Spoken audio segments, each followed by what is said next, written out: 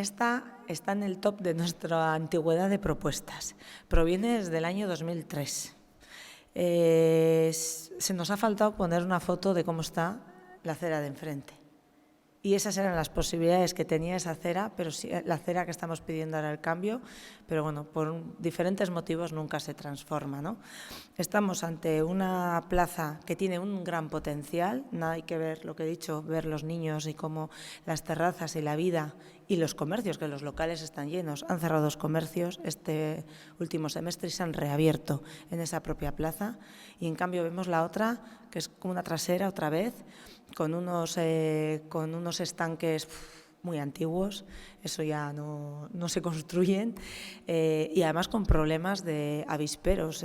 Constantemente los negocios que están alrededor están llamando porque el verano, cuando hace calor, que invita a tener los negocios con las puertas abiertas, nos encontramos con que hay avispas, con lo cual mal con las terrazas y el comercio muchas veces con la puerta cerrada, ¿no?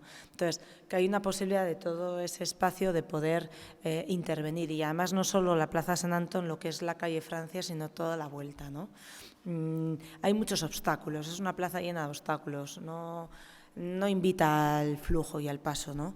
Y en este espacio, por ejemplo, aparte de, más que ensanchar aceras, lo que planteamos es eliminemos esos estanques, sustituyámoslo, y sí que vemos que ahí hay una oportunidad de generar un espacio diáfano para hacer cosas.